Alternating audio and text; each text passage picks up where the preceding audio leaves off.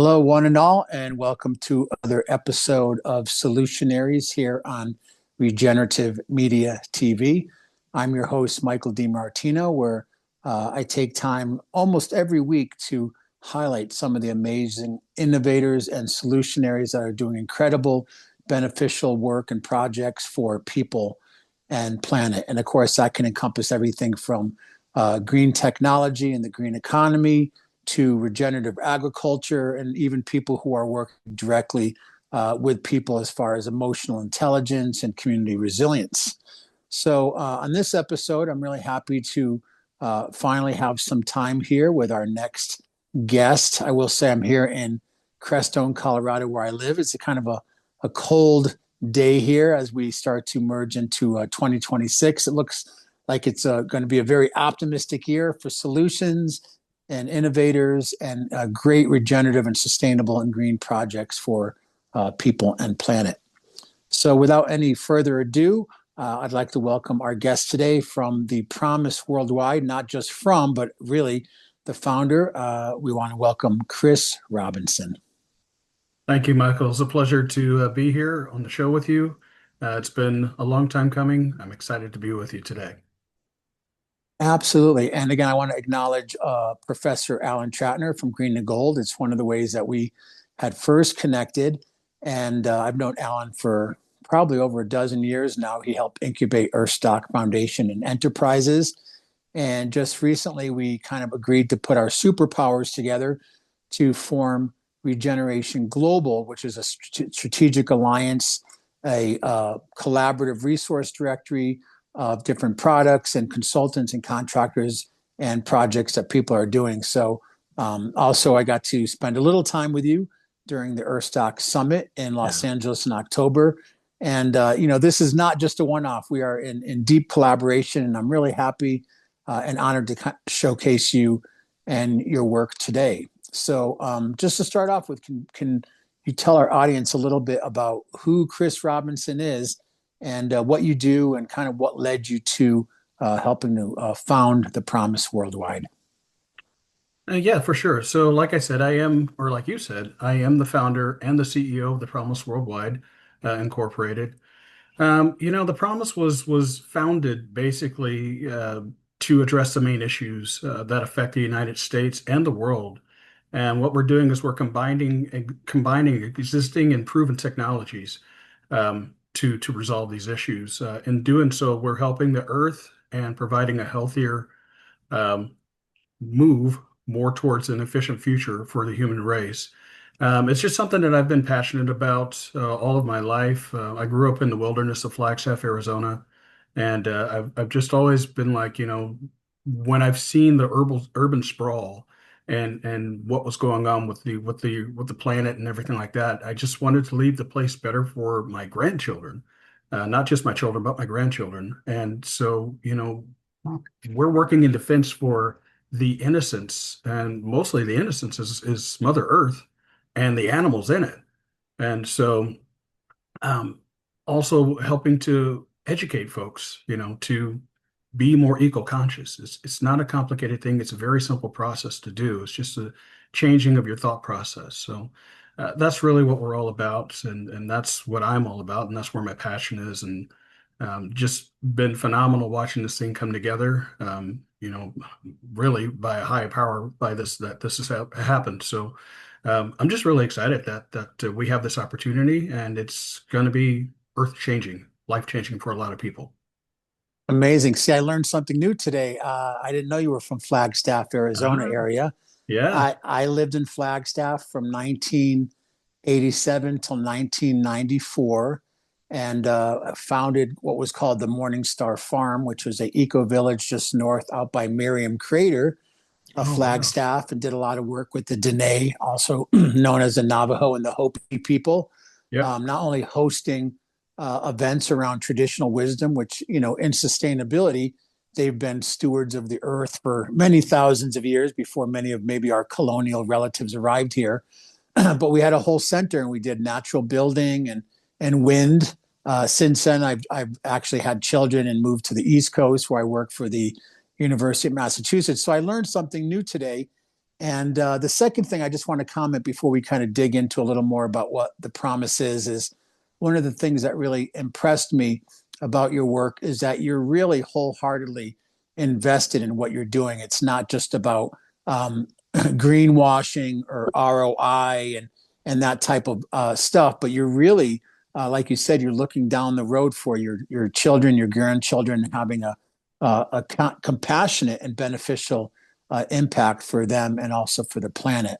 So I'm glad I learned something new every day. So I've already succeeded in my daily quest. But how did you go from what you're doing now and the work that you've done in the past to really committing to being the CEO and founder of The Promise Worldwide?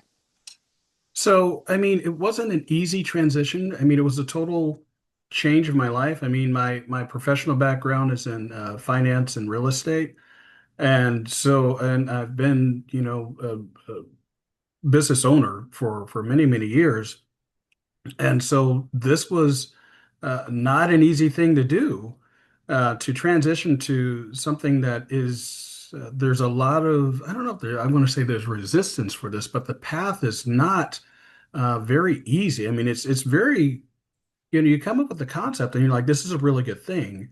And you would think that people would be like, oh, this is amazing. Yeah, how can I get behind it? But there has been, some pushback from, the folks that have things of standard that the way that they have been for a long time. And so sometimes, folks don't like to see change.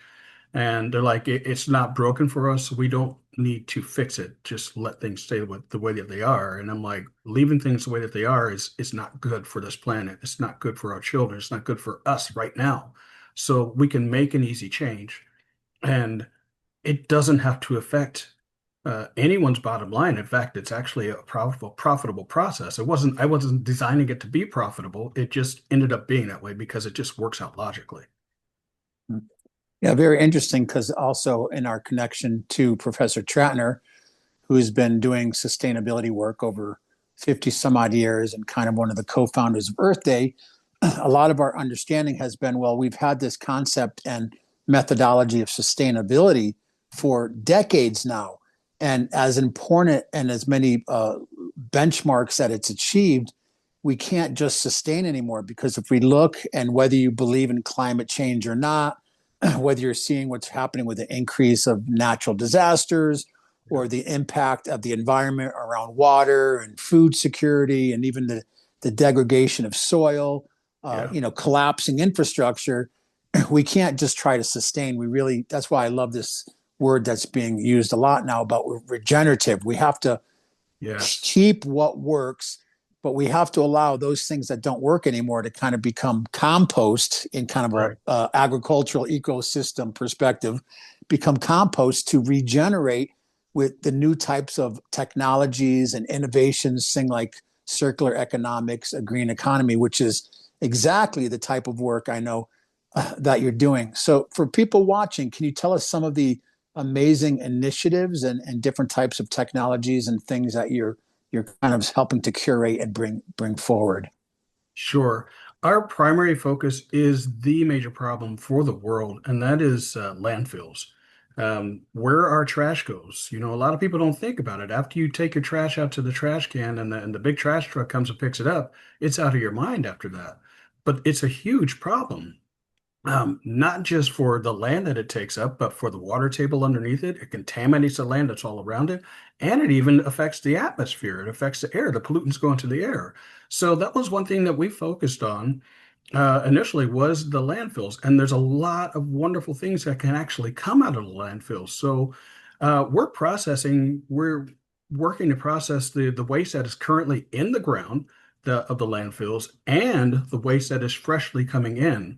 We completely process all of that waste, and we turn that waste into eco-friendly products that won't harm the environment, and it doesn't harm the air. It's good for everybody around it. It's good for the communities around it because a lot of the folks in the communities around the landfills have contamination from that too. Um, so from that, some of the products that we are producing are highly sought after, and they're a solution for current issues today. Some of the initial products that we're looking to produce are like turquoise hydrogen, which is phenomenal. green hydrogen, green ammonia, synthetic Mm. compressed natural gas, carbon neutral fuels, purified liquid oxygen, purified water, nitrogen, and carbon neutral or sustainable air fuel as well. And those are just a few of the products that we're producing directly from the waste. The other thing is that we're producing is clean energy, and that can power so many other things. We also have the ability to fully process all recyclables, and they don't have to be sorted or anything like that. So there's no complicated process. We sort the waste from the recyclables. We can process all plastics, glass, paper, aluminum, lithium, and e-waste. So we're a total problem solver. So you can just keep going as you're naturally doing, throw your waste away, and it comes to us, and then we can fully process that out and make these wonderful products that doesn't change your way of life. It's just a natural thing. It just comes across, but it's not harmful to the earth or the environment around you. Wow, that's incredible. I saw recently a brief documentary on some engineers in the San Francisco Bay Area that were taking plastics and figuring out how to turn it into like a biofuel. So I know there's a lot of different methodologies around that, but the fact that you can turn trash into treasure and green products is incredible. I saw recently another film about, we know so much of what's happening with the effect of microplastics, and it was based in India about much of the clothing being thrown in landfills and the polyester and the different fibers and stuff. Yeah. And what they actually did is started going into some of these areas and again recycling that. So so that's one aspect of what you're doing. Are you doing other things and related to trash? And within that, maybe we could do a little deeper dive so people can kind of understand some of the innovative technology and genius that you're bringing to really this global issue. I know the United States, we used to send a lot of our trash over to other countries, and now a lot of other countries don't want to accept our barge Yeah. fulls of garbage anymore. So this is something that's really, needing innovation and needing some really advanced solutions for. So if you could talk a little bit more about other things you're doing, or we can dive a little deeper into the trash into treasures work that you're doing. So there's two other main things that we're doing with this, and it all starts with the clean energy that we're creating from this whole process right here, and that is we have conceptualized an environmentally controlled agriculture center, and that is a combination of vertical growth center and industrial greenhouse, and that allows us to go anywhere in the world and be able to grow all kinds of crops. With the current technology that we have now, we can grow all kinds of crops, trees, everything, medicinal herbs, everything like that. And we can grow them like uh, just unbelievable yields. And we don't process, we process far less water. There's no herbicides or anything like that. It's all natural, it's all organic. And then we're also working with local farmers to help them focus on regenerative agriculture, no-till agriculture, so that we can work with the ecosystem and their ground that it comes back alive again. It's not being starved out by their practices, their agricultural practices that's killing the land because they're forced to grow what they're growing, the corn and the soybeans and everything like that, and they don't have the ability to grow any good crops or any kind of variety like that, and they're kind of beholden to that. So we're working with them to break them off of, if you will, the farming food stamp process, if you will. And the other thing that we're doing is And just before you go there, I just want to mention, I'm took a lengthy program, became a permaculture designer, and I think one of the issues is not only because we're killing the life force of soil, as we find out by herbicides and pesticides and insecticides, but we're also doing monocropping, where you might have thousands of square acres of one crop that are just pulling nutrients from the soil and using water, but we're not using some of these advanced practices like things like drip irrigation or composting tea or feeding the soil. But as we know, because in the general large industrial agricultural model. It's just about adding more nutrients, more nitrogen, more Mm, pesticides, and not looking at really the nature of soil. Actually, someone I know, Ryland, recently did a film called Kiss the Ground, where it's about the importance of regenerative agriculture and the idea of making the soil optimal so that the plants flourish, and you don't have to add so many toxic substances. A lot of it is petroleum based things to the soil, which basically kill the soil, yeah. and don't allow the plant to optimize its growth. So that is I know, a huge area right now, and they're doing a lot of stuff around potential legislation, I think, in DC, because the majority of our agricultural industry throughout the Midwest, and especially Central Valley of California, from Redding and Sacramento down to Bakersfield, is Yeah. it used to be beautiful wetlands. It's been drained. It's been toxic. It's become saline. Yeah. They're doing flood irrigation, and of Yeah. course, California is prone to drought situations. So again, an old model that needs to be looked at and regenerated with some more of these regenerative practices. And again, you were sorry, you were going to mention one more initiative and work that you're doing. Sure, just right quick. And I mean, healthy ground, if the ground is allowed to become fully healthy, it takes care of itself. The crops take care of themselves. And so, a simple thing like allowing a valuable cover crop to go in between, the regular crops that you're putting in there helps the ground become healthy. One of the other things that we're doing is fully organic composting. So we have the ability to in our facilities to fully process organic waste. Even if it's in the packaging, we can take it, we can separate it out of the packaging, and we can do this on a commercial scale and bring out really, really healthy composting to help bring the earth back to its where it's supposed to be so you can Mm. grow healthier crops. You don't have to add all of this stuff. It actually defends, the crops actually are able to defend themselves against the pest if you allow them to do that. So I Right. mean, those are just some of the phenomenal things that we're doing. I mean, it sounds kind of simple, but I mean, it is actually a process, even when you're working with the farmers, because a lot of them are kind of set in their ways too. They're like, yeah, I mean, I can see where this can work out, but I'm stuck. This is what I've been doing forever. My father did it, my grandfather did it, and I'm just not ready to make that change because they're afraid to step away from that hand that's been feeding them, if you will. And so, Absolutely. It was interesting. I was recently just in Costa Rica.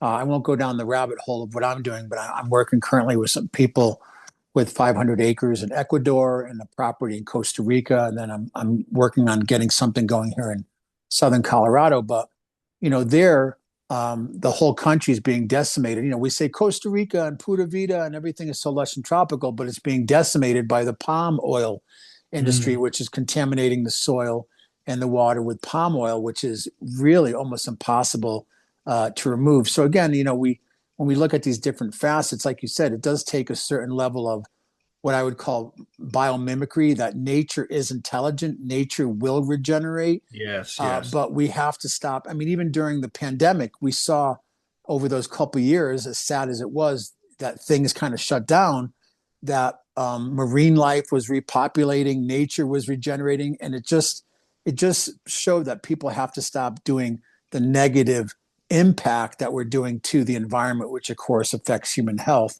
But there is Correct. an intelligence in nature and a design to that. Unfortunately, some of that gets kind of um, uh, covered over or steamrolled because of the whole idea of the market and consumerism and products Yeah. and merchandising. But again, it's amazing that you're finding again some of these solutions that you're working with, and finding success with that. Yeah, it's all about, just educating people. And that's part of what we're doing with our foundation as well, is we're actually going into the streets, we're going into the trenches, we're helping retrain people's minds about how they shop, how they, utilize what they do with their trash and everything like that. So their mind is open to healthier products.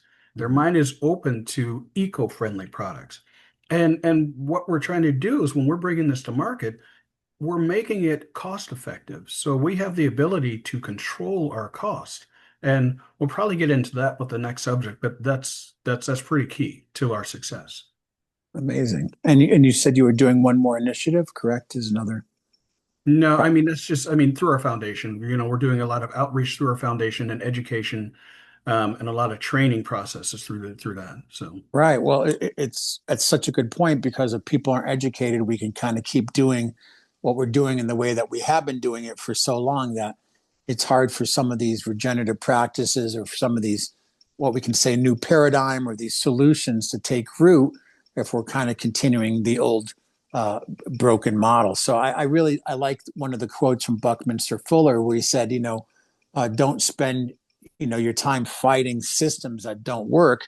He said, go out and create ones that do work, like these living models and kind of testimonials of some of these things. And of course, right now on the planet, it's become so obviously important.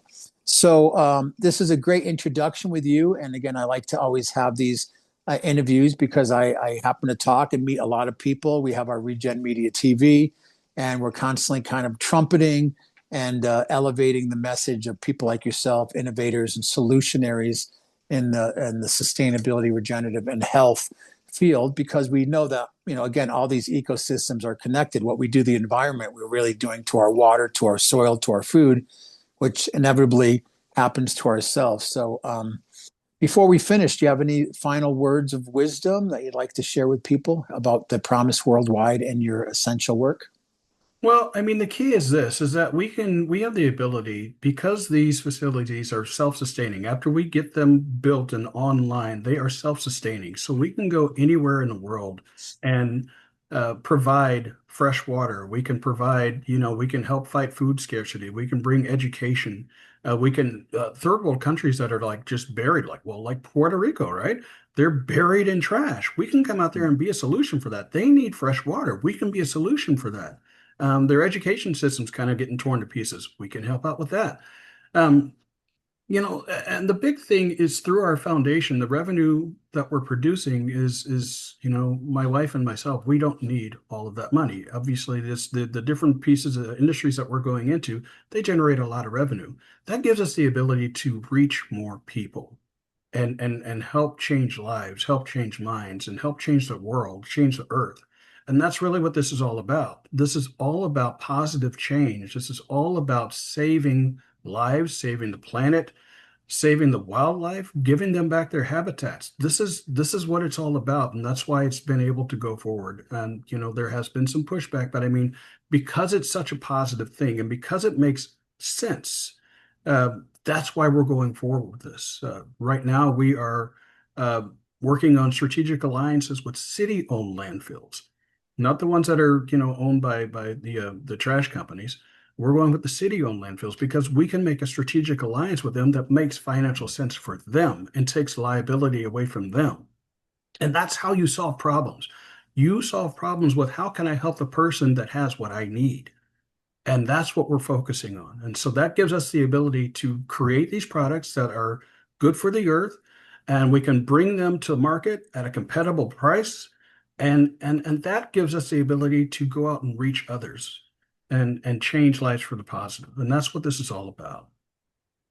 Incredible. Bravo to you and your commitment and your work and to the Promise Worldwide. If people would like more information, how can they find you? Do you have a website or a Yes. contact number or such? They can go to our website. It's a promiseworldwide.com, and you will be able to get a wealth of information there. There's a contact us tab on that as well. And if you need further information or if you would like to become part of the process, we're always looking for help out there. You have that contact us there. You can express what you're wanting, what you need, and then we can work with you, and we can all change the world together, you know? That's it. Everyone has to roll their sleeves up and become part of the That's right. solution, not contribute to the problem. There you go. You already got them. You got both sleeves rolled up. There you go. Well, it's really been a pleasure to spend some time with you and get to, know your work more. I'm sure we'll be seeing you. I know that the big Super Green event is coming up Yep. January 21st through 23rd. I'm not sure if you're going to be part of that with Professor I Tratner. am. I am. Yeah. And I'm going to be hosting a regenerative panel also.